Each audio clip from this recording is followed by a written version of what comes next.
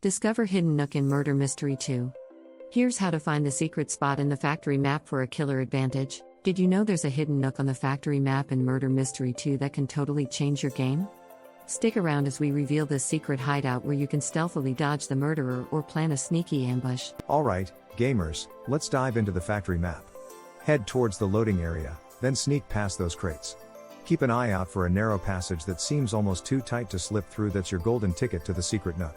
Once inside, this nook becomes your ultimate tactical advantage. Use it to escape a hot pursuit or, if you're feeling bold, wait for the perfect moment to jump out and surprise your opponents. It's all about timing and stealth. What makes this spot so cool? It's often overlooked because it blends seamlessly with the environment. Most players rush past without a second glance, but now you know the secret. Use it wisely and watch your survival rate skyrocket. Try this out in your next Murder Mystery 2 game and let us know how it goes. Did it save you from the murderer, or did you pull off a killer ambush? Comment below, and don't forget to subscribe for more Roblox secrets every day.